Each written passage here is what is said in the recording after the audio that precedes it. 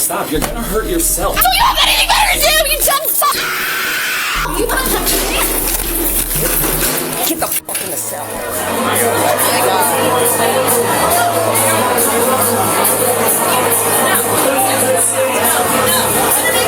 Hold on, we got another one. Gotta go, hon.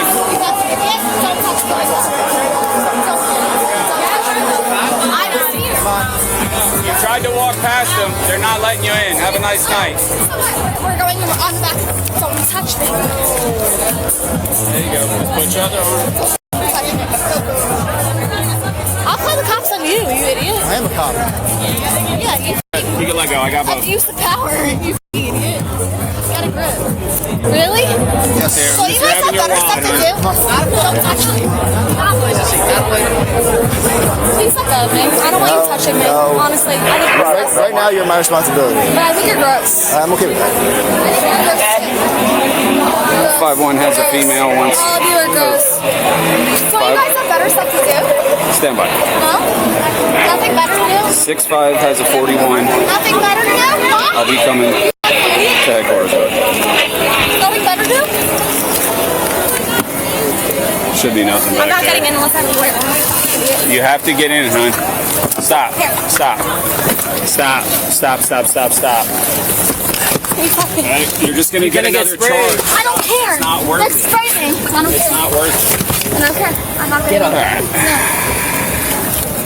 No.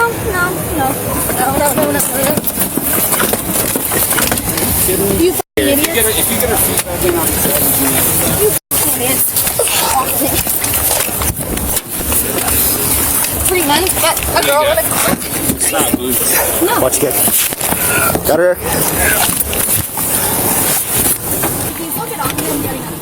Okay, well, they're gonna get off of you when we get to headquarters, okay? So just relax. But you have better stuff to do, you dumb. 5'1" Belmar. Do not take me to the police station. 13838. Ow! You cannot right now. You're under arrest. There. Can I call my friends at least? Not right now. Please. No. Sir. I'm just your transport. Well, we're about to be out. It's only like a quarter mile away. Hey, Jen, just breathe in through your nose and out through your mouth. You can't. You're under arrest. Would you like me to open the window for you? Jen, in through your nose and out of your mouth. You can't right now. You can't right now. You're fine. Just in. I need to get out of the car now! Okay. Fucking idiot! Let me out! Okay. Fucking idiot! I need to get... Alright, well, this is all recorded, just so you know. I don't give a fuck! You dumb fuck! Okay. Well, I'm gonna get out now! I'm gonna get you out in literally 30 seconds. Ah! Shut the fuck up, you dumb fuck! Okay. Yeah, I don't give a fuck about you, idiot. Alright. I'm just trying to be pleasant with you.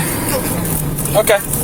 Yep. Can I please call my friends? Not right now. How am I supposed to then? You can later, When's the later? when you're released. Yeah. We're just going right over here. Just right up this way. Well, unfortunately, I have I don't want you to touch me. to. Too bad. Come in here.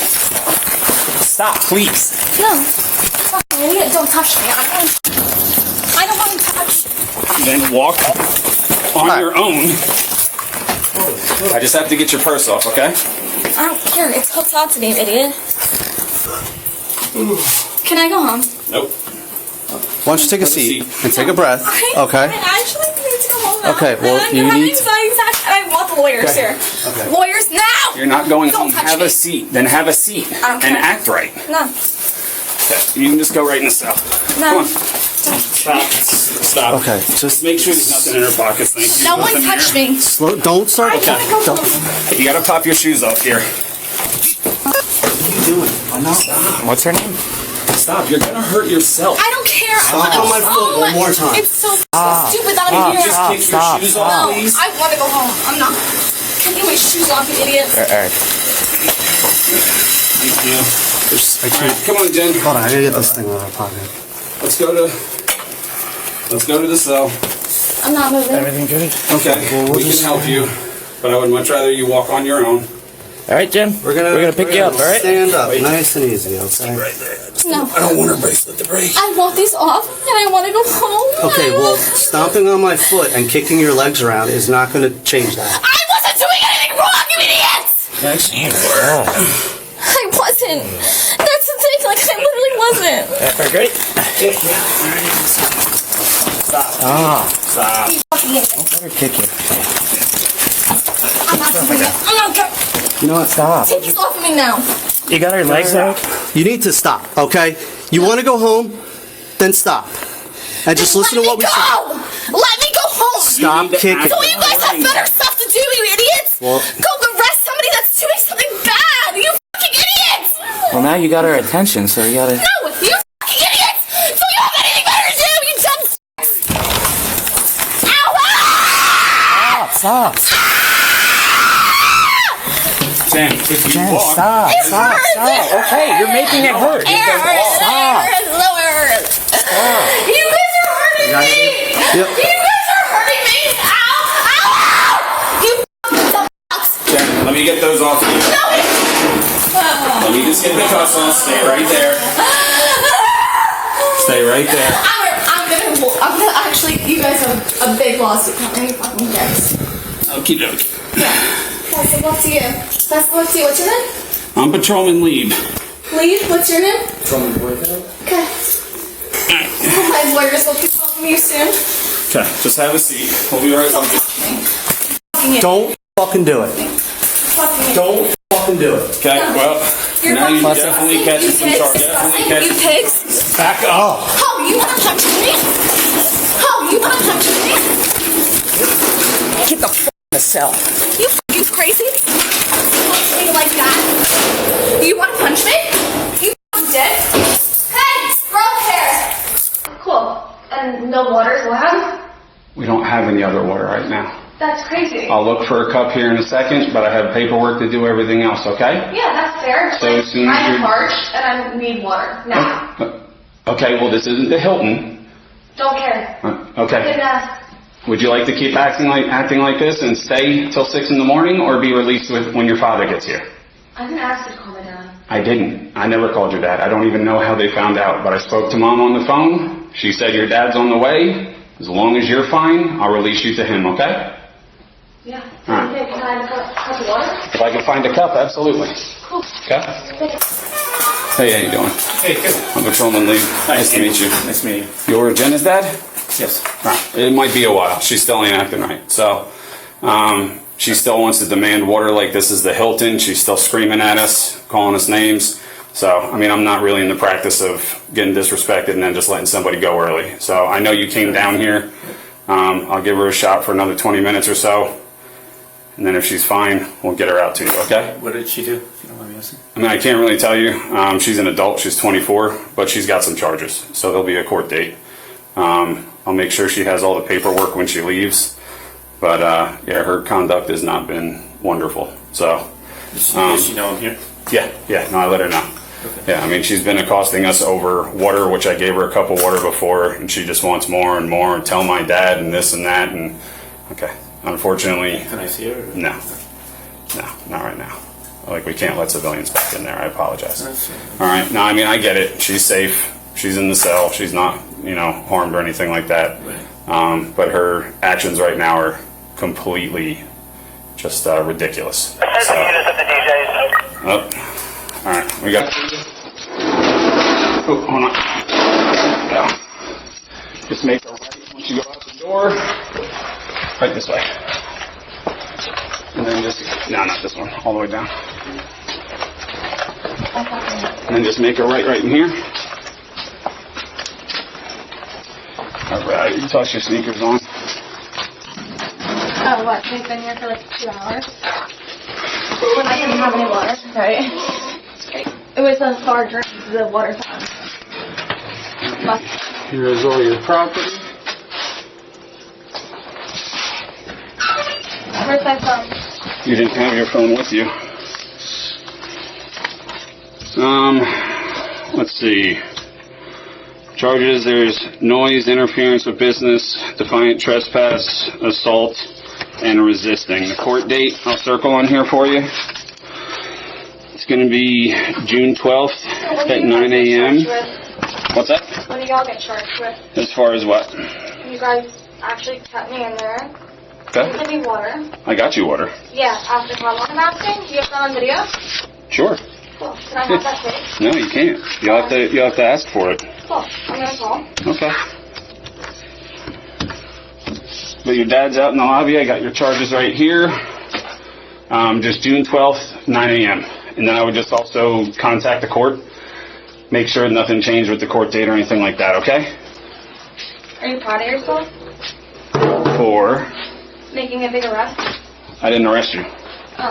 Just... Can you just make a right? This way? An asshole? Okay. This way. We're just going towards the brown door. I don't know where I'm going. Right towards the brown door. What's your name? Patrolman Leave. First name? Eric? Eric Leave. Yep. Your dad should be right out here to the left. You just have to be arrested. Okay, have a nice day. Have a good one, sir.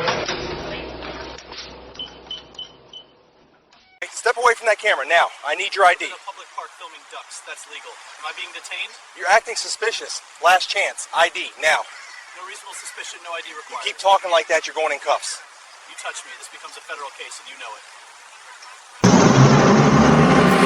The man was Marcus Thorne, and for the last 25 years, Marcus had served as a senior media advisor for the United States Department of Justice in Washington, D.C. He was the man who crafted the press releases when federal indictments were handed down against corrupt mayors.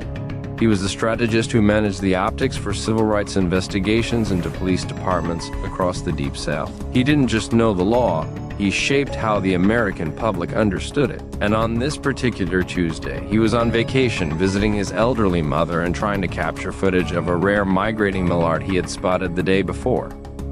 Before we get into the details of this infuriating encounter, I need you to do something for me. Go to the comments section right now and tell me where you are watching from. Are you in the US, the UK, Canada? Let me know. And if you believe that a badge is a heavy responsibility, not a license to bully, go ahead and hit that subscribe button. You are going to want to see how this one ends. It was 10:30 in the morning. The air was crisp, typical for late October in the Low Country. Hampton Park was mostly empty, save for a few joggers and mothers pushing strollers. It was quiet, the kind of quiet that Marcus cherished after months of high-stress deadlines in the Beltway. He was dressed for comfort, khaki cargo pants, a faded navy blue windbreaker, and a baseball cap pulled low to block the glare. He looked like any other middle-aged man enjoying a hobby. Marcus had his tripod set up on the grassy bank. He was tracking a pair of ducks gliding across the glassy surface of the water. He was breathing slowly, waiting for the perfect moment when the male would flap its wings, scattering water droplets into the sunlight. It was peaceful. It was innocent. It was perfectly legal. Then came the crunch of tires on gravel. Officer Kyle Braden pulled his patrol cruiser onto the grass, ignoring the no motorized vehicles sign. Braden was 29 years old, with 3 years on the force. He was the kind of officer who wore his sunglasses on the back of his head and kept his hand resting on his service weapon, even when ordering coffee. He had been bored that morning. The radio had been silent. When a call came in from a concerned citizen about a suspicious male loitering near the water, Braden had jumped on it. The dispatch notes were thin. No description of criminal activity, no weapons reported. Just a neighbor who didn't recognize the black man standing near the edge of the park where the expensive colonial houses lined the street. Braden slammed his car door shut, the sound echoing across the water. The ducks Marcus had been filming took flight in a panic. Marcus sighed, stopped recording, and stood up straight. He didn't turn around immediately. He checked his camera lens, capped it, and waited. He knew the routine. He had seen the statistics. He had written the reports on the statistics. "Hey, you," Braden shouted, closing the distance with long, aggressive strides. Marcus turned slowly. He kept his hands visible away from his pockets, resting them on top of his camera tripod. He saw the young officer approaching, chest puffed out, jaw set. Marcus saw the name tag K. Braden. He saw the body camera blinking red. Good. "Can I help you, officer?" Marcus asked. His voice was a deep baritone, calm and resonant, the voice of a man who had briefed attorneys general. "Step away from the camera," Braden commanded, pointing a finger. "Keep your hands where I can see them." "My hands are right here, officer. I'm just taking pictures of the wildlife." "We got a call," Braden said, stopping 6 feet away. He bladed his stance, turning his body slightly to protect his gun side, a combat stance. "Suspicious person, loitering, possible casing of residential properties."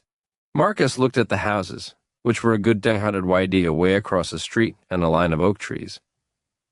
Then he looked back at Braden. "I'm in a public park. Officer Braden, filming ducks. That is neither suspicious nor illegal." "I'll be the judge of that," Braden snapped. "I need to see some ID." This was the moment, the fork in the road. Marcus could have just handed over his driver's license. He could have smiled, shucked, and jived, and hoped the officer would let him go with a warning for a crime he didn't commit. But Marcus Thorne had spent a lifetime fighting for the principle that the Constitution applies to everyone everywhere, even in a park on a Tuesday morning. Officer Marcus said, his voice dropping an octave, becoming steel. "I am not required to provide identification unless you can articulate a reasonable suspicion that I have committed, am committing, or am about to commit a crime. Filming ducks does not meet that threshold." Braden blinked. He wasn't used to pushback. He was used to fear. "You're refusing a lawful order." "I am refusing an unlawful demand." Marcus corrected him. "Am I being detained or am I free to go?" Officer Braden's face flushed a deep shade of red. In his 3 years on the force, he had developed a reputation. His fellow officers called him the hammer behind his back, not as a compliment, but because to him, every citizen was a nail. He didn't like being quoted the law. He especially didn't like being quoted the law by a black man in a windbreaker, who looked like he should be mowing a lawn, not lecturing a police officer. "Listen to me, pal." Braden stepped closer, invading Marcus's personal space. "We have a report of a suspect casing houses. You fit the description." "What description?" Marcus asked calmly. "Did the caller describe a male with a Canon 5D Mark IV and a tripod, or did they just say black male?" Braden ignored the question. "You're loitering. That's a crime. Loitering requires intent to commit a crime or obstruct passage." Marcus countered effortlessly. "I am engaging in a constitutionally protected activity in a public forum. The First Amendment protects my right to record in public. The Fourth Amendment protects me from unreasonable seizure. You are currently 0 for 2. Braden's hand tightened on his duty belt. He looked around. The park was still mostly quiet, but a middle-aged couple walking a golden retriever had stopped on the path about 30 yards away. They were watching. Braden felt the pressure. He couldn't let this guy talk down to him. It would look weak. "I'm investigating a crime," Braden stated, his voice raising in volume, "and you are obstructing that investigation by refusing to identify yourself in the state. That's an arrestable offense. South Carolina is not a stop and identify state unless there is a valid detention based on reasonable articulable suspicion." Marcus said he didn't shout. He didn't wave his arms. He spoke with the precision of a law professor. "You have no suspicion. You have a hunch based on a biased phone call. If you arrest me now, Officer Brennan, you will lose qualified immunity. Do you know what that means?" Braden sneered. "I know what the law is." "You're a lawyer or something." "I work for the federal government," Marcus said. He didn't specify. He wanted to see if the officer would pause, would use an ounce of discretion. "And I am telling you for your own sake, you need to de-escalate this interaction immediately." "Don't tell me how to do my job," Braden yelled. He reached out and grabbed the camera tripod. "This is evidence. You're filming private homes." Marcus's hand shot out and firmly grasped the leg of the tripod. "Do not touch my property. I have not consented to a search or seizure. That camera contains no footage of private homes, only waterfowl. And even if it did, anything visible from a public space is fair game." "Kill of United States, California, Versola." Look them up. "Let go of the camera." Braden shouted. "You let go," Marcus said. "You are escalating a consensual encounter into a civil rights violation." The couple with the dog was whispering now. The woman had pulled out her phone. She wasn't filming the officer. She was filming Marcus, likely thinking she was documenting a criminal being caught. Braden saw the phone and felt emboldened. Pollock was watching. He had to act. That's it, Braden said. He released the tripod and unclipped the radio from his shoulder. Dispatch, I have a non-compliant subject at Hampton Park, requesting backup. You don't need backup, officer. You need a supervisor, Marcus said. Call your sergeant. Get a white shirt down here. I'll wait. You're not gonna wait. Braden said, you're going downtown. I'm done playing games with you. I haven't moved. Marcus said, I'm standing right here, but I want to be very clear. If you put hands on me, if you place me in handcuffs without probable cause, you are crossing a line you cannot uncross. This isn't a threat. It is a fact. Braden laughed, a short, nervous bark of a sound. You think you're special? You think because you know some big words, you can walk all over the place. You're just a guy in a park acting shady. I am a citizen exercising my rights, Marcus said. And you are a public servant abusing your authority. Turn around, Braden commanded, reaching for his handcuffs. For what crime? Marcus asked, not moving. Disorderly conduct, obstruction of justice, and resisting arrest. I am not resisting, Marcus said. I am verbally dissenting. There is a difference. City of Houston, Vera Hill. Verbal criticism of police officers is protected speech. Tell it to the judge, Braden said. He grabbed Marcus's left wrist and wrenched it behind his back with unnecessary force. A sharp pain shot up Marcus's shoulder, an old rotator cuff injury flaring up. Marcus winced but didn't pull away. He went limp, compliant, but not cooperative. You are making a mistake. Marcus whispered, the pain evident in his voice, a career-ending mistake. The sound of the handcuffs ratcheting shut was loud in the morning air. Click, click, click. To Marcus, it was a familiar sound, one he had heard on audio recordings in dozens of excessive force cases he had reviewed over the decades. But feeling the cold steel against his own wrists was a different reality. It was dehumanizing. Spread your legs. Braden barked, kicking Marcus's ankles apart. He began a rough pat-down search, his hands moving aggressively over Marcus's pockets, the waistband of his pants down his legs. I do not consent to this search, Marcus stated clearly, directing his voice toward Braden's body camera. I am being searched against my will without probable cause. Shut up, Braden muttered. He pulled Marcus's wallet out of his back pocket and tossed it onto the hood of the patrol car. Then he grabbed the expensive Canon camera. He didn't collapse the tripod. He just dragged the whole rig toward the car. The legs of the tripod banged against the gravel. Careful with that, Marcus said. That lens costs more than your monthly salary. It's evidence now, Braden said, shoving the camera equipment into the back seat of the cruiser. Whatever is on that SD card is going to prove you were peeping. It will prove I like ducks, Marcus said dryly, and it will prove you are incompetent. Braden spun Marcus around and shoved him against the rear fender of the patrol car. The metal was hot from the sun. The couple with the dog had walked closer. The man, a retiree in a polo shirt, called out, "Good job, officer. We've seen him lurking around here for 20 minutes. Marcus looked at the man. I was waiting for a bird to fly, sir. It's called photography. Don't talk to the witnesses, Braden shouted. He opened the rear door of the cruiser. Get in. Marcus had to bend awkwardly to get into the cage. He was 6 feet 2 inches, and with his hands cuffed behind his back, he had no balance. He stumbled slightly, and Braden used the opportunity to shove him the rest of the way in. Marcus's head bumped against the door frame, not hard enough to bleed, but hard enough to leave a bruise. Watch the head, Marcus said, settling onto the hard plastic seat. You should have thought of that before you decided to argue. Braden slammed the door shut. The interior of the car smelled of stale sweat and sanitizer. Through the wire mesh divider, Marcus watched Braden pick up the wallet from the hood. The officer flipped it open, glanced the driver's license, and smirked. He didn't look deeper. He didn't check the other slots. He just threw the wallet onto the passenger seat and got behind the wheel. Marcus Thorne. Braden read the name aloud as he started the engine. Address in Chevy Chase, Maryland. You're a long way from home, Marcus. I'm visiting family, Marcus said. And I have federal standing. Federal standing? Braden laughed as he threw the car into reverse, spinning the tires slightly on the grass. What are you, a postal worker? A park ranger? I advise you to check the second flap of my wallet, Marcus said calmly before you drive off. I've got your ID. That's all I need to book you. Braden pulled onto the road.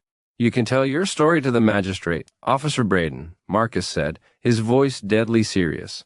I am going to give you one last chance to save yourself. You are currently in violation of Title 18, United States Code. Section 242, deprivation of rights under color of law. That is a federal felony. It carries a prison sentence. If you drive this car to the station, you are sealing your fate. Braden glanced in the rearview mirror. For a second, just a microsecond, he hesitated. The man in the back didn't sound like the usual suspects. He sounded educated, powerful, but Braden's ego was already too invested. He had the bad guy in cuffs. He had witnesses. He was doing his job. I'm shaking in my boots, Braden mocked. You sovereign citizens are all the same. Reciting codes you found on the internet. You think you know the law better than the police. In this specific instance, Marcus said, closing his eyes and leaning his head back against the seat. Yes, I absolutely do. The drive to the precinct took 15 minutes. Braden played country music on the radio loudly, likely to drown out any more lectures. Marcus remained silent. He was already drafting the affidavit in his head.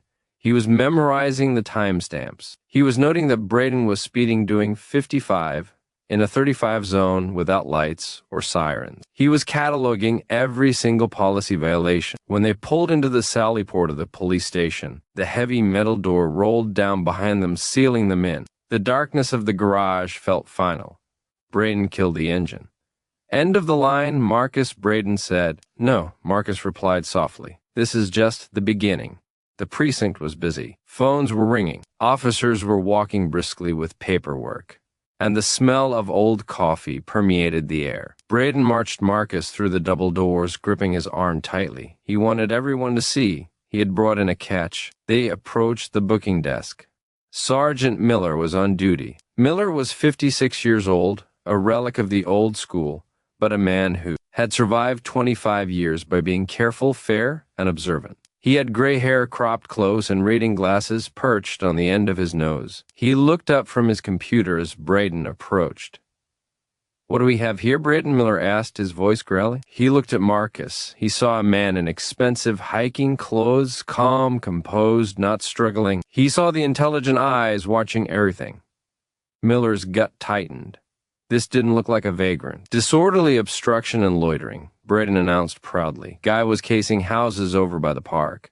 Refused ID. Refused to leave. Got combative. I was not combative.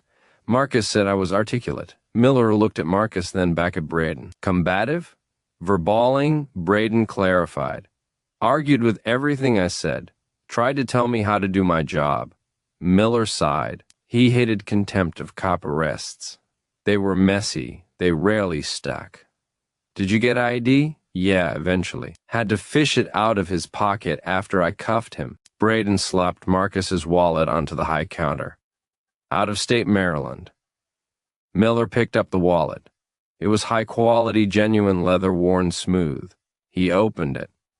He saw the Maryland driver's license. Marcus Thorne. He typed the name into the system. Mr. Thorne, Miller said, looking over his glasses.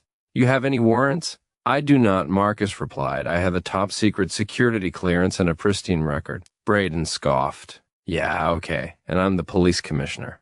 Miller froze. His fingers hovered over the keyboard. He looked at Marcus again. Say again. Check the flip side of the wallet, Sergeant. Marcus said, behind the credit cards. Miller frowned. He flipped the leather flap of the wallet. There was a secondary ID slot usually used for family photos or insurance cards, but this one held a laminate card with a holographic seal. Miller pulled it out. It was a U.S. government credential. Department of Justice, Senior Executive Service. The photo matched the man in front of him. Below the name in bold red letters, it read top, secret site clearance. And below that, a badge number that was very, very low. Miller's mouth went dry. He knew what the DOJ was. He knew what the Civil Rights Division did. They had departments like this for breakfast.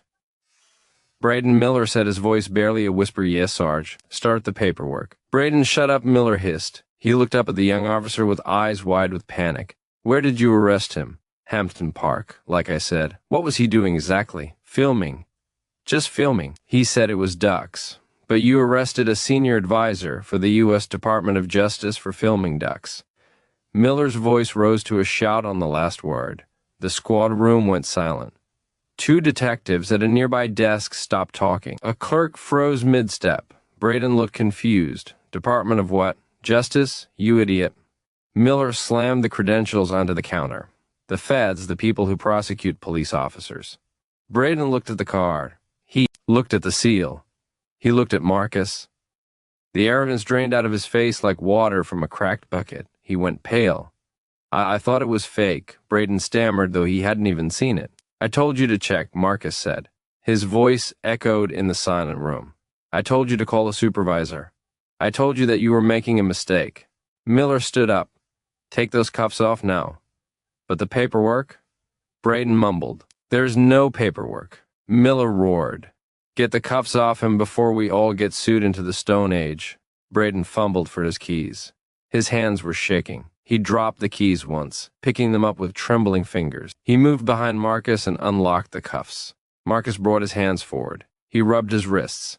There were red welts where the metal had dug in. He rotated his shoulder, wincing. I need a chair, Marcus said. And I need your watch, Commander. Captain Reynolds, I believe. Miller nodded vigorously. Yes, sir. Right away, sir. Braden, give him a chair. Get him water. Don't say another word.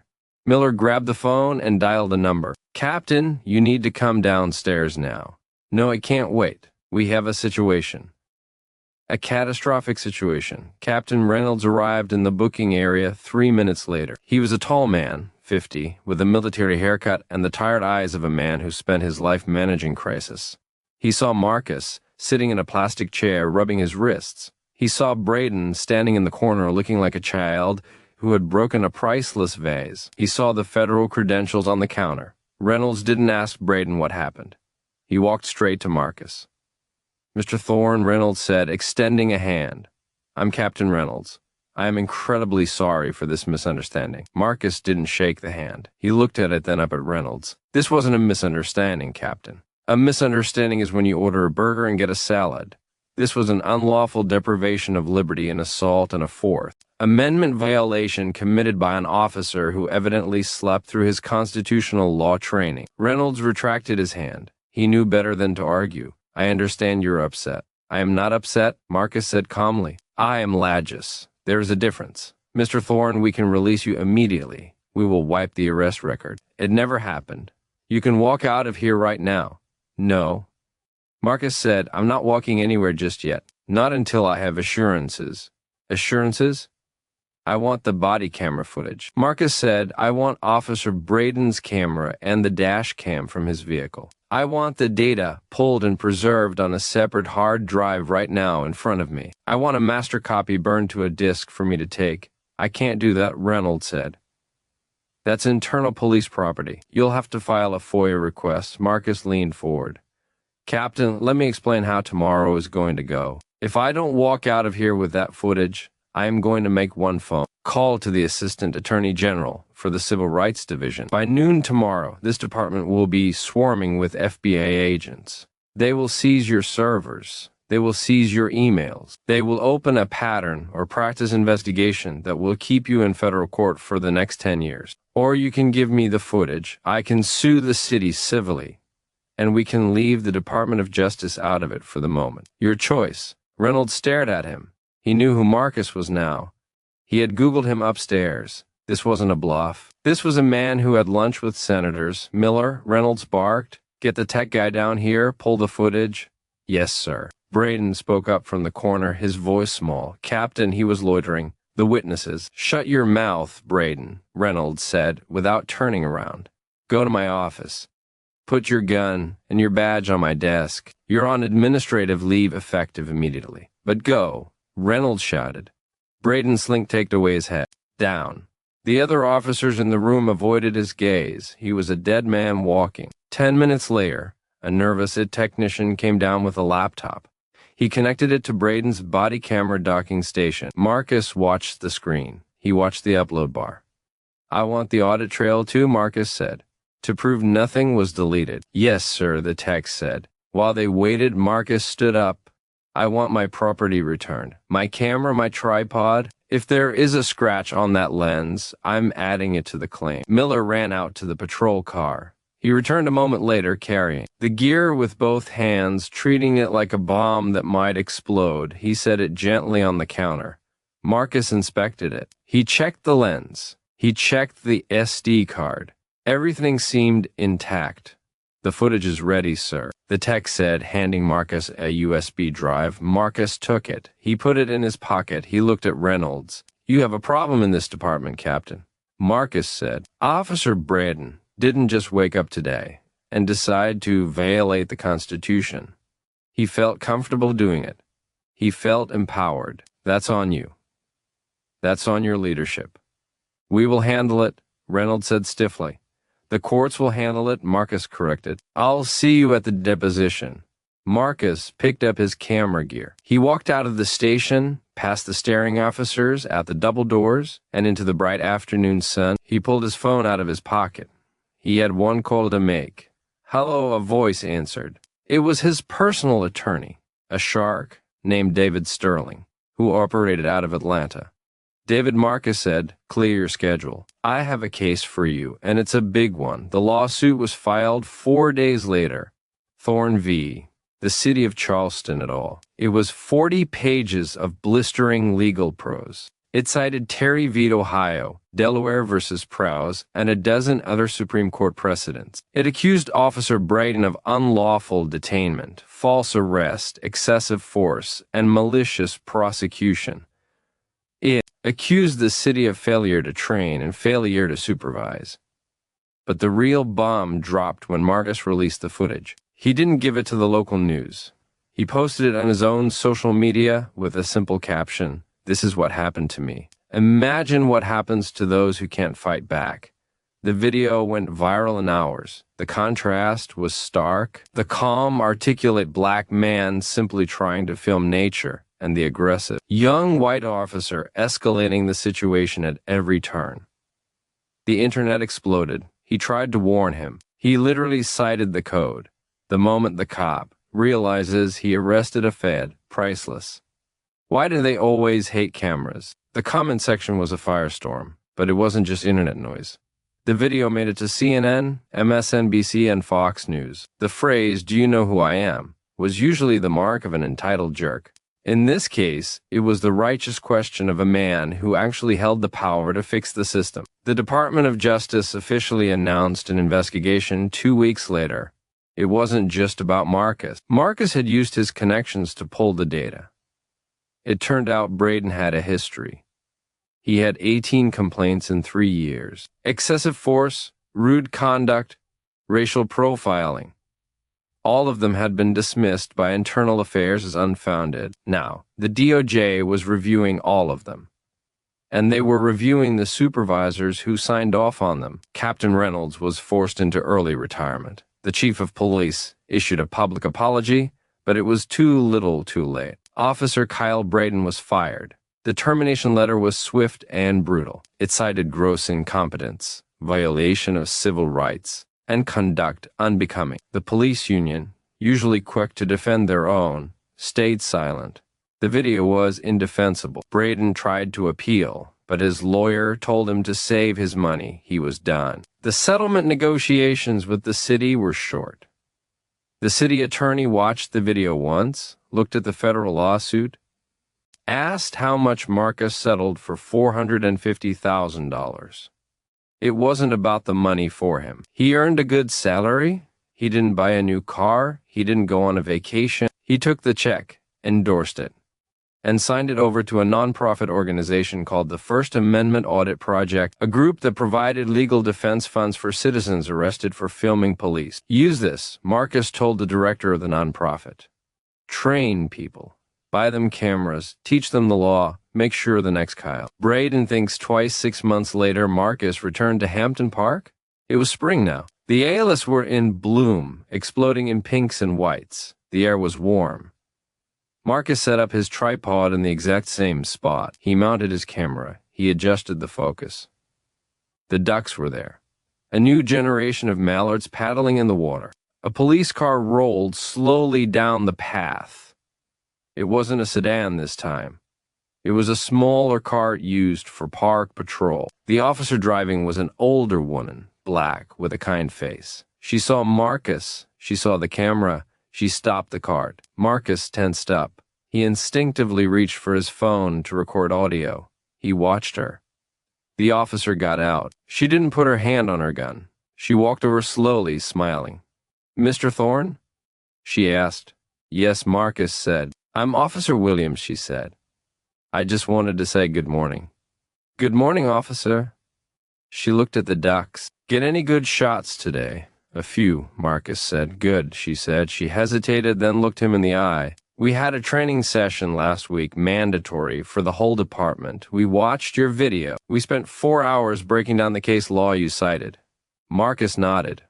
And in a lot of the younger guys, they didn't know. They thought respect was something you demanded, not something you earned.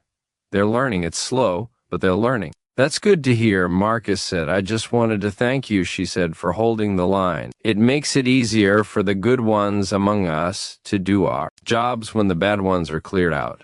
She tipped her hat. "You have a nice day, Mr. Thorne." "You too, officer." She got back in her cart and drove away. Marcus watched her go. He took a deep breath. The air tasted sweeter than it had 6 months ago. He looked back at the pond. The male mallard he had been trying to film for so long finally flapped its wings, was rising up out of the water in a spray of diamonds. Marcus pressed the shutter. Click, click, click. He got the shot. The story of Marcus Thorne isn't just about one bad cop or one smart victim. It's about the fragility of our rights. We like to think that the Constitution is a shield that protects us automatically. But as Marcus proved, the Constitution is just paper unless you know it, assert it, and are willing to fight for it. Marcus had advantages that most people don't. He had money, connections, education, and the literal badge of the federal government in his pocket. And he still ended up in handcuffs. He still got shoved into a cage. He still had his rights stripped away by a man with a gun and an ego. Think about that. If it can happen to a DOJ senior advisor, it can happen to your son. It can happen to your father. It can happen to you. Kyle Braden is now working construction in another state. He lost his career because he refused to listen. He lost his badge because he thought it made him a king. He learned the hard way that authority without accountability is just tyranny. Marcus Thorne is back in D.C. continuing his work. But he keeps that settlement check stub framed on his office wall, not as a trophy, but as a reminder that the price of liberty is eternal vigilance. We need more officers like the one who stopped to say thank you. But until we have them, we need more citizens like Marcus Thorne. We need people who will pull out their cameras, who will ask why, and who will not be intimidated into silence. So here is my question for you, and I want you to be honest in the comments below. If an officer demanded your ID when you knew you had done nothing wrong, would you have the courage to say no, or would you just comply to avoid the hassle? There is no wrong answer, but it's something we all need to think about. And do you think the $450,000 settlement was enough? Or should the money have come directly out of Officer Braden's pension? Let me know what you think justice looks like. Thank you for watching this story. If it opened your eyes, if it made you think, please share it with someone. Education is our best defense. Hit that like button to help this video spread and subscribe if you want more stories about real people standing up to power. Until next time, know your rights and stay safe out.